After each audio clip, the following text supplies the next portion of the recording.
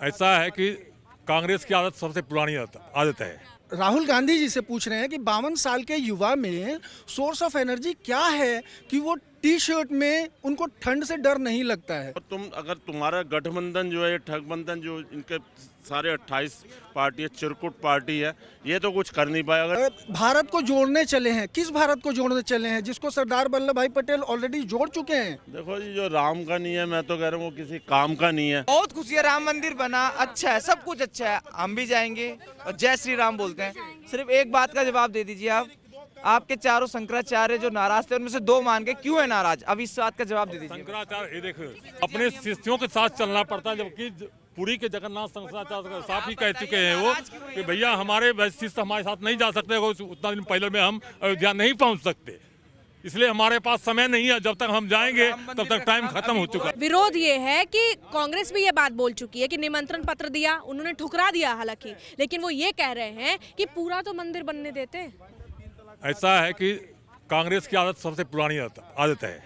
आपको याद दिला दूं, 1951 सबसे पहले पीछे पृष्ठभूमि में जाइए, जब हमारे देश के प्रधानमंत्री जवाहरलाल नेहरू थे, सोमनाथ का मंदिर बना था। क्या पूरा मंदिर बना था क्या? वो सिर्फ गर्भगृह तैयार हुआ था, वो सिर्फ गर्भगृह तैयार हुआ था वो। नहीं, बीजेपी नहीं थी। तो मैं वही पूछ रहा हूँ, जवाहरलाल नेहरू को उन्होंने इनकार कर दिया था, मगर हमारे उस टाइम देश के राष्ट्रपति राजेंद्र प्रसाद बोले भैया हम सनातन होने के नाते हम जाएंगे। अगर 1951 में उन्होंने किया था तो अब 2024 चल रहा है, अब भी वो यही करेंगे। आप ठीक है बेटा, इधर सुन लो, मेरी बात पहले सुन लो, पहले गौर से सुन लेना पहले बेटा।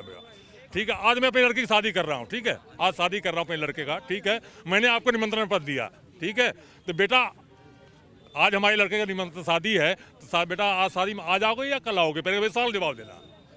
निमंत्रण पत्र आपको 22 तारीख को मिला था, आप क्यों इनकार कर रहे हो? ये राम मंदिर मिला है, ऐसे नहीं, आपको जो दिख रहा है ना देशवासियों को, ऐसे नहीं मिला है। नरेंद्र मोदी साहब के पीछे, उसके पीछे ना कूटनीति राजनीति मोदी जी और योगी जी किए, तब जाकर के मिला है। प्रधानमंत्री नरेंद्र मोदी कह रहे हैं कूटनीति राजनीति की वजह से आप कह रहे हैं बाजी, लेकिन सवाल है कि प्रधानमंत्री नरेंद्र मोदी क्रेडिट ही लेने लग गए। नहीं, क्रेडिट किसको दिया जाए फिर आप बताइए, किसको क्रेडिट दिया जाए? अगर उनको ना दिया जाए, 7-8 सालों में जब आप जहाँ से देख रहे हैं जिस तरीके से हमारा देश तरक्की कर रहा है, तो उसका क्रेडिट किसको जाएगा? 7 साल पहले जब इतना समय था इनके पास, अभी भी समय है, जैसा कि हमारे साथी ने बोला कि अभी भी आप मथुरा और उसको कीजिए ना डेवलप। आप कहिए तो सही कि हाँ वहाँ पर था, ये जगहें हैं, वो तो साफ साफ ये इनकार कर दिया जा रहा है। निमंत्रण पत्र को एक बात बताइए कि उसका बहिष्कार करने का क्या मतलब? उनका ये कहना है कि बीजेपी और आरएसएस मिलकर इसे एक राजनीतिक रंग दे रही है जिसका हम हिस्सा नहीं बनना चाहते। वो किस चीज़ का हिस्सा फिर बनना चाहते हैं? किस चीज़ का मतलब, किस चीज़ का हिस्सा बनना चाहते हैं? वो भारत को जोड़ने चले हैं, किस भारत को जोड़ने चले हैं जिसको सरदार वल्लभ भाई पटेल ऑलरेडी जोड़ चुके हैं। अगर भारत आपको जोड़ना है तो पीओके को जोड़िए, अक्साई चीन को लेके जोड़िए, उसको जोड़िए, ननकाना साहिब को जोड़िए, आप वहाँ पर जाइए ना। आप भारत को जोड़ने जा रहे हैं, आप लग्जरी बस के अंदर आप घूम रहे हैं, आप बताइए ना। पहले तो पैदल निकले थे ना टी शर्ट में पूरे। बाप रे बाप, आपको ठंड से डर लगता है इसलिए आप जैकेट पहने हैं, मुझे डर नहीं लगता है। मतलब ये क्या सोर्स ऑफ एनर्जी क्या है, हम यही जानना चाहते हैं। से पूछ रहे हैं मतलब राहुल गांधी जी से पूछ रहे हैं कि 52 साल के युवा में सोर्स ऑफ एनर्जी क्या है कि वो टी शर्ट में उनको ठंड से डर नहीं लगता है।